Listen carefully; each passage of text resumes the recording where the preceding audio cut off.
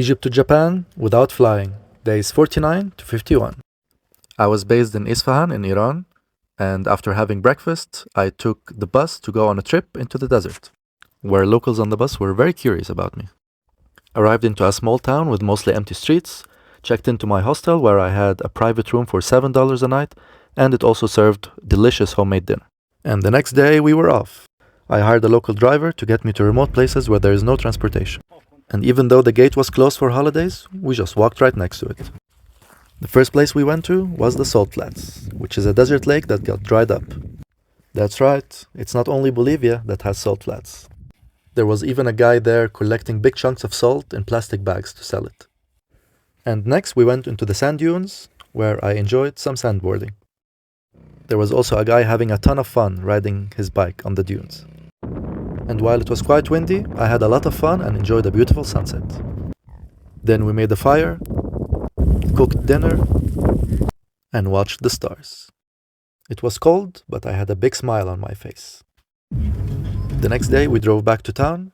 I emptied sand from my shoes and gave it a good shower. Then walked back to the bus station and got the bus back to Isfahan. Egypt to Japan without flying, day 58. Today was mostly chill. I did my laundry, packed my bag, and because I had a night bus, I spent most of the day chilling and socializing at the hostel. And when the time came, I went on my way, bid farewell to my local friends, grabbed some food, and stopped by for the last time at the beautiful main square of Isfahan. Then I realized that I need more local currency because in the next 2 days I'm going to be spending outside of big cities. So I exchanged on the black market. And all this time I was carrying my towel with me because it wasn't dry yet. Then hopped on the local transport bus, which cost only 7 cents. At the main terminal I got the ticket for the overnight bus, which departed 2 hours late. When we finally boarded, I was lucky to have 2 adjacent seats so I could do my best to sleep. And tomorrow I arrive to Khuzestan, one of the least visited regions in Iran and right next to the border with Iraq. Let's see what happens. Egypt to Japan without flying, day 59. After taking an overnight bus, I arrived in Khuzestan, one of the least visited regions in Iran and right next to the border with Iraq. When I arrived, I maneuvered through an army of taxi drivers and started walking into town, towards the train station. This was actually the first time for me in Iran to see posters about the Palestine-Israel war.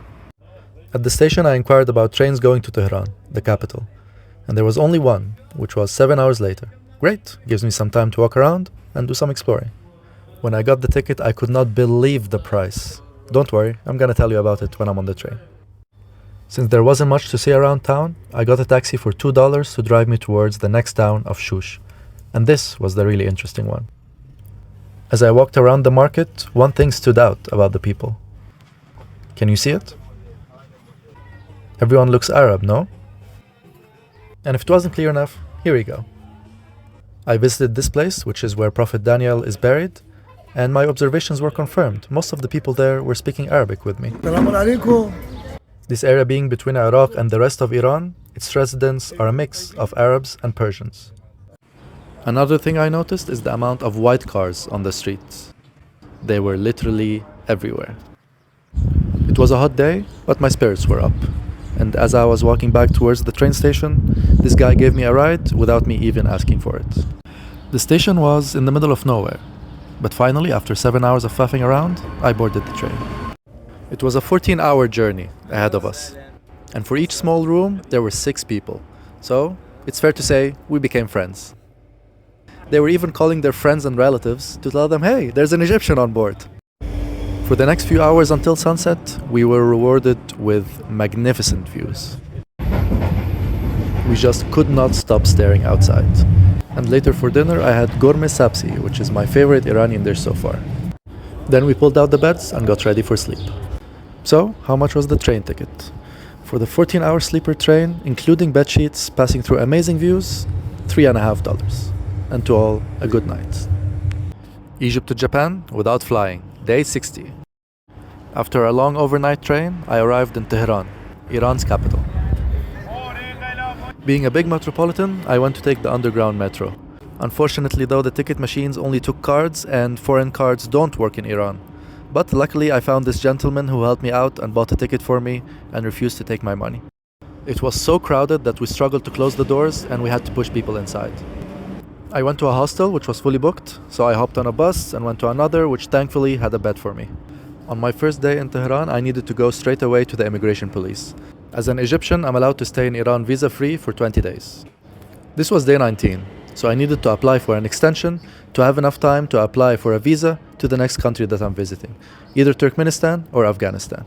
When I got there, they told me I was in the wrong place and had to go to another police branch. But before I left, they gave me a heads up that since I did not need a visa to enter Iran, it was almost impossible for me to get an extension. As I hurried to the central branch, my mind and heart were racing. Almost impossible to stay longer, they said. So, will I have to leave the country in the next 24 hours? Where will I go? I'm heading east, but I don't yet have visa for the next country. So, will I have to exit to the west and then re-enter? My plan was turning upside down, and my fate for the near future comes down to this. Yes. Whew. I think the head of the immigration office liked me because I went into his office for my request, and not only can I stay more in Iran, they gave me 2 more months for free to stay in Iran, which, I don't need all of that, but that's great news. Egypt to Japan without flying, day 68. Right now I'm in Iran. The next step is to go to Uzbekistan through Turkmenistan, which is no easy feat. Considered by many as the North Korea of Central Asia, Turkmenistan has very strict entry requirements and one of the most difficult visas to get. Tomorrow I apply for the transit visa for Turkmenistan, and apparently, to improve my chances of getting the visa approved, I need to be fully shaved, my face. This is no joke. I got this from very, very reliable sources. This will be the first time I do it in years. I really have no idea how I'm gonna look like, to be honest. This is before and after. Suffice it to say, I was not happy. But what needs to be done, needs to be done. Later that evening, I passed by my friend who polishes shoes on the streets. He's very kind, smiling, and always saying hi, and I invited him for a healthy pizza dinner. Ever since my arrival, Iranians have been very kind with me, so I felt like giving back. Egypt to Japan without flying, day 69. I started the day early with asal with hina for breakfast, which reminded me of home. Without recognizing myself in the mirror, I was on my way to the Turkmenistan embassy to apply for the most difficult visa I've ever applied for. I took the metro all the way out to the outskirts of the city, next to the snowy mountains, to the point that I actually felt colder. Then walked for half an hour to the embassy through an upscale neighborhood compared to the rest of Tehran. When I arrived at the embassy, it was very secretive. All doors and windows are closed, no one else there except the border guard outside, and then I had to keep knocking on the window for half an hour until they finally opened for me and basically said, "Hey, what do you want?" Unfortunately, they said, no, we don't do this through a transit visa anymore, only a tourist. Only has to be through a tour. You pay $700 for 3 nights, so that's way out of my budget. And yeah, they basically said, get out of here. So plan A was out the window. So I go to plan B, Afghanistan. Then I go to Embassy of Afghanistan, which funny enough, they probably prefer me with a beard, but hey, I cannot please everyone. Then I hopped on a taxi, met this gentleman on the subway, and when I arrived at the Afghanistan embassy, they were closed for lunch, and it was packed outside. And if you think I'm bold doing this, look at this guy wearing a US top to the Afghanistan embassy. Know your audience, man. After waiting an hour in the queue, they finally let me in. And the only foreigners there were me and this other Russian guy, applying for visas. All the rest were Afghans. The Talibans at the embassy were actually very friendly. We made jokes and we chatted about the permits. We were then told to go fill out the application form across the street and go pay $80 at the bank, which was not really a bank. Overall, the process was smooth. We got our visas accepted and we were told to pick it up in 3 days' time. Then we exchanged contacts in case we're in Afghanistan at the same time, and I went back to my hostel. And later that night watched exciting Champions League football with some locals. Egypt to Japan without flying, day 73. Today I took the metro to the Afghanistan embassy to pick up my passport and visa. While the area outside the embassy is very crowded, the embassy itself is fairly empty, especially the visa office. I just walked straight in. There are actually so few visa applications that as soon as I walked in, the Taliban employee said, "Hey, Omar, how's it going?" They remembered my name and seemed very excited to see me. While sitting there getting my passport, I was also reminded by this picture behind me that my beard has some catching up to do before I go. After getting back to my hostel, I worked out a bit, then went to eat this huge sandwich that cost only $1. This is my last day in Tehran and I ate at this place a lot. So I bid farewell to the chef. Thanks for all the food, my friend. Now I'm gonna watch a movie and tomorrow I move on. Good night, everyone. Egypt to Japan without flying, day 77. This is the immigration police office where I went 6 times already for my extension. And today I finally got the final paper. So I packed my bag, left my 10-bed dorm, and took the metro off to the bus terminal. Next to the terminal was this big square and tower that some people consider a tourist attraction. When I went into the station to buy my ticket, the reservation could not be completed because I didn't have an Iranian phone number. The system didn't allow it, and the employees didn't allow me to put a friend's phone number. What a joke. I then got my ticket from another company that didn't even ask for my name. Funny how different things can be. I waited for an hour there where I got some food, and then off to the bus we went. When we boarded the bus, the driver asked us to keep the curtains closed until we left the city, because apparently it wasn't registered to carry passengers. It was a 6-hour journey next to the mountains, and I was sat next to this friendly gentleman who gave me a lot of tips and even helped me watch football while we were on the way. After arriving in Rasht in northern Iran, I got a taxi to the center and had a good first impression about the vibe of the city. I walked into the first hotel I saw and asked to see the room. However, they wanted to charge me for a double room, claiming that it's a double bed, although it clearly had one pillow. So I said, adios muchachos. So I walked over to this other hotel, which was very old, and it kind of gave me the vibes of The Shining, or maybe the Arcadian from How I Met Your Mother. I could just picture the twin girls in the hallway. And I finally got this room for 2 nights. Stay away, Johnny. Egypt to Japan without flying, day 78. Today I walked around the city of Rasht in northern Iran. Look how green it is. I immediately stumbled upon this pastry which was recommended by a friend. So I got one, actually 2, and it was a great breakfast. Very delicious indeed. Since my hotel didn't have Wi-Fi and I was in the middle of something important, I finally went to buy a SIM card. Unfortunately, they told me the system had a problem registering a new SIM to a passport number. Only works with Iranian ID. Iranian systems not really geared for tourists. I walked into many phone shops, but without success. Until I walked into this shop where these 2 guys very kindly gave me an extra SIM card they had in their name. Thank you, Dostan. Then I walked around some more, went into a city park where people were just relaxing, having a picnic. I noticed some people sitting there, no phones, no distractions, just chilling. That was refreshing to see.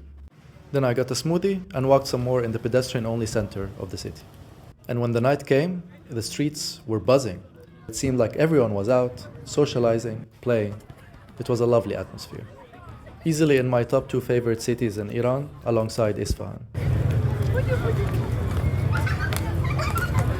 Egypt to Japan without flying, day 79. After checking out of the Shining Hotel, I went to get my usual breakfast, Cluj. Today I'm going on a day trip, so I went to a square where they have shared taxis that travel. The language barriers were really big, but we bridged that with smiles and positivity. They dropped me off in a town on the way, but I had to make a detour into the mountains. So I tried hitchhiking, but it's a very specific location where I'm going, so it didn't work. But instead I got another shared taxi. And the road was really beautiful as we were going into the mountains. We arrived in the mountain village of Masuleh. It's a bit of a tourist attraction here, so as you'd expect, there were many gift shops. I climbed up many steps to get a good view of the surrounding mountains and the village. It was a hot day. I saw these 2 guys getting a fresh drink, so I thought I'd join in and get one also. And next thing you know, they were inviting me for lunch with their family there as well. They all came together on a weekend trip from Tehran. Then we checked out even better views of the village, got some pictures. One thing leads to another, and they ditched their plans of going back to Tehran, and instead they take me with them in the car and we all drive back together to Rasht. We got our last views of the village, and then my new friend tried to remember the Arabic he was taught in school.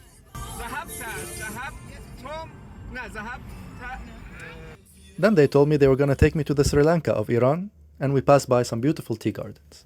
And, well, there was also a lot of passion while we were playing local songs. Although no one had a more fun ride than this cutie. When we went back to the city, we got some juices and walked around together until nighttime. And eventually, I had to bid farewell to my temporary family for the day. Iranian hospitality at its very, very finest. Egypt to Japan without flying, day 82. After taking an overnight bus, I arrived in the city of Tabriz in the Azerbaijan province of Iran. I found this cozy room for $10 a night. Then I was shown around the city by two locals who texted me on Instagram. We went to the city bazaar, which is the largest covered bazaar in the world. With many alleys, it feels like a maze. What impressed me the most is some of the artwork there, like these paintings.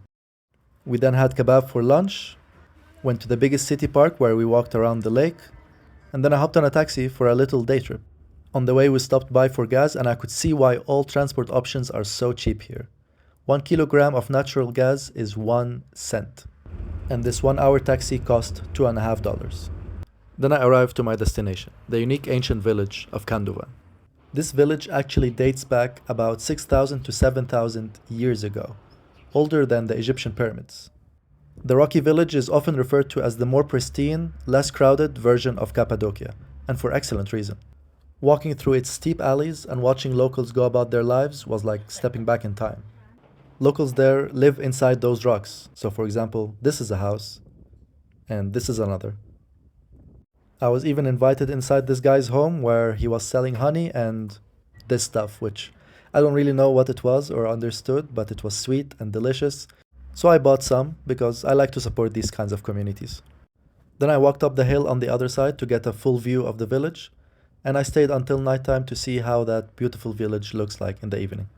When it was time to go back, there was no transport options, so I just resorted to hitchhiking, and the first car I waved for stopped for me. The kind gentleman took me to his town, where he invited me to his shop, and I tried the locally produced honey. And because of that, I had to do some town hopping before I got to the big city. And this kind local woman helped me a lot with translating to the taxi drivers where I need to go.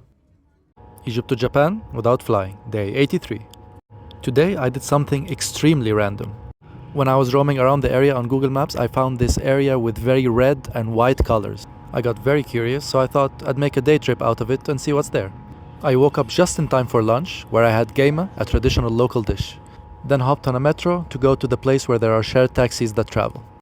Especially with the language barriers, it was really difficult to explain to them where I need to go exactly because it's just a point on a highway, but we got there eventually. I took a shared taxi, and after an hour's drive, when I saw the colorful hills, I asked the driver to drop me off. And to get a better viewpoint of the surrounding area, I started climbing up this hill. This is super random. The colorful area was not as big as I thought, but nevertheless it was very cool to see. Then I hitchhiked to get back and was fortunate to find the ride within only 60 seconds. And surprisingly, on the way back there were even more colorful hills. I was stunned. Wow, the bet paid off.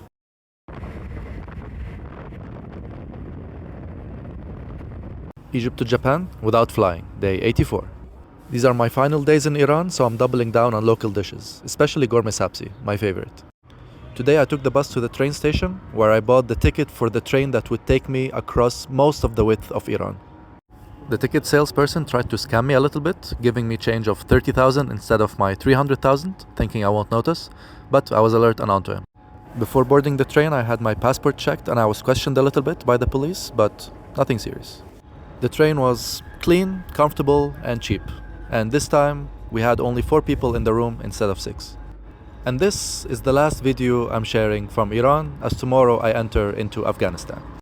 Unfortunately, I won't be able to share videos with you while in Afghanistan for 2 reasons. 1, the internet is probably too slow. And 2, I've been advised not to post in real time while in the country for security reasons.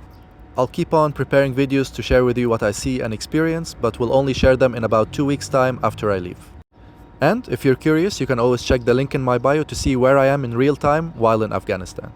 So, in the meantime, wish me luck and see you on the other side.